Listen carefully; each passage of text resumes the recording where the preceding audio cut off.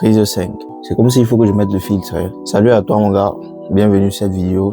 Si tu es tombé là par hasard, reste seulement et suis la vidéo. Je ne suis pas un coach personnel, je ne vends pas de formation non plus et je ne suis pas là pour te parler de motivation. Bref, je suis juste là pour raconter, entre parenthèses, mon vécu et mon expérience. Et quand on dit être Camerounais, c'est un métier, c'est réellement ça. Là, je voulais commencer une série de vidéos.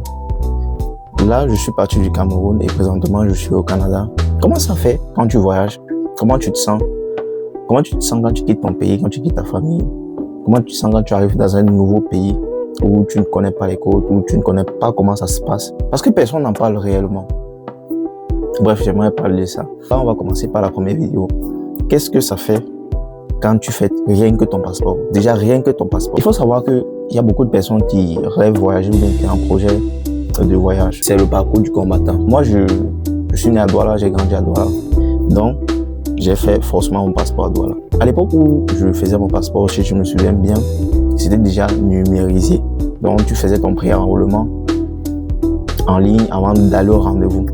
La première étape, c'est d'avoir l'intention de faire le passeport. Ça, c'est la première étape. Bon, le jour où on t'annonce que tu dois faire le passeport, tu te poses les questions. Donc, moi aussi, je pouvais voyager. Donc, moi aussi, je vais réussir ma vie. Donc, ma vie va changer. Donc, dès que j'arrive là-bas, j'achète la voiture après 4 mois. Donc, je vais... Bref, plein d'idées comme ça. Là, tu t'imagines déjà d'avoir le passeport, être en bain et que tout va bien se passer dans le meilleur des mondes. Malheureusement, nous ne sommes pas dans le monde des bisounours. Il y a un certain sentiment comme si... C'est comme si tu vas réussir ta vie. Tu as l'impression de réussir ta vie. Le jour de mon rendez-vous proprement dit, quand je suis arrivé là-bas, mon gars, c'est comme si tout doigt là était que là-bas pour faire le passeport. Il faut faire toi-même. Comme ça, les autres qui vont faire derrière toi, tu vas les indiquer comment on fait. J'étais censé à la fois me renseigner sur tous les documents qu'il fallait, sur comment il fallait faire la prise de rendez-vous en ligne, sur comment payer, éviter de se faire arnaquer. Parce que sur le net, il y a beaucoup d'arnaques. Après avoir procédé à toutes ces étapes-là, le jour de mon rendez-vous proprement dit, je suis arrivé en retard. Il n'y avait pas tous les documents nécessaires pour faire ce passeport proprement dit. Le stress, bref, le stress total. J'étais encore obligé de courir à gauche, courir à droite pour pouvoir légaliser certains documents qui me manquaient. En passant, la mère en Bonanjo qui m'avait fait une photocopie à 500 là, la mère, j'étais pas oublié. Malgré l'attente ce jour-là, mon rendez-vous s'est bien passé. J'ai pris les photos, j'ai mis mes empreintes, j'ai fait tout ce qu'il y avait à faire et je suis rentré. On m'a envoyé le message pour me dire que ton passeport est sorti. Ce jour-là, je me rappelle bien, je n'ai presque pas dormi parce que je me voyais déjà en train de prendre l'avion. Voilà, le passeport, tu te vois déjà dans l'avion sans savoir ce qui t'attend devant comme procédure. Le jour tant attendu d'aller récupérer mon passeport est arrivé. Je suis allé le récupérer.